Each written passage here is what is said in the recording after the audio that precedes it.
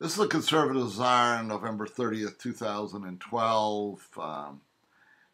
Boy, is it a frustrating time. And that the essence of the frustration is the realization that the American voter, conservative, liberal, they're just plain stupid.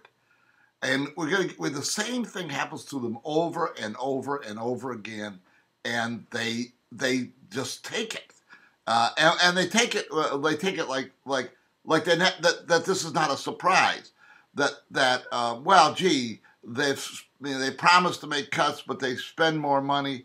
Well, I'm never going to have that happen again. The next time around, they do the same thing, the same thing, the same thing.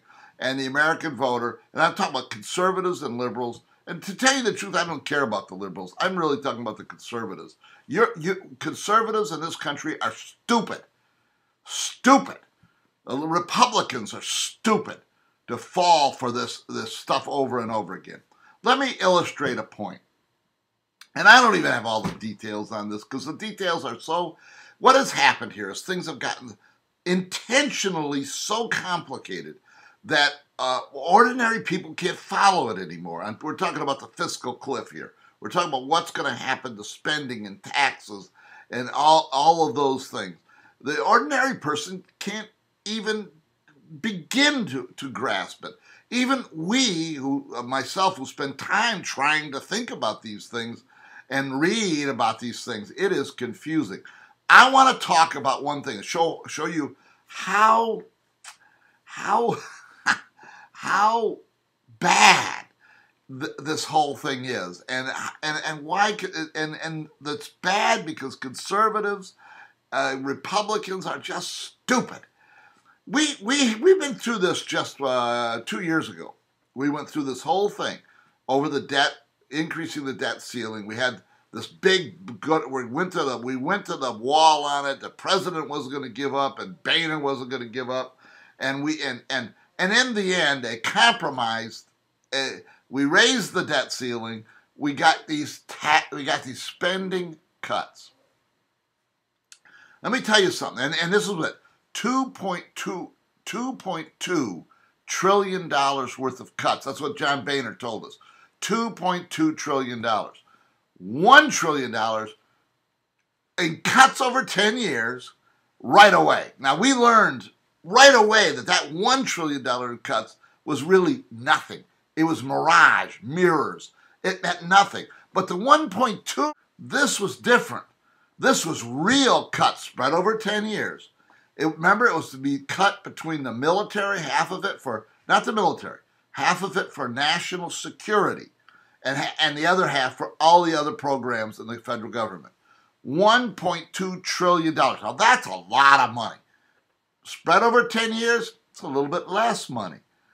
But it was hardcore. This is what we're doing. And they sold it to the American public. $2.2 trillion. One now that disappeared, amounted to nothing. 1.2, though, this is going to be tough because we're going to appoint a committee of Congress, and they're going to get together and they're going to figure out where the $1.2 trillion worth of cuts are going to be. This whole process is called sequestration, and if they can't reach an agreement, then it will be the cuts will hit, and that's it. This will put our feet to the fire, and this is proof that we don't lie to you.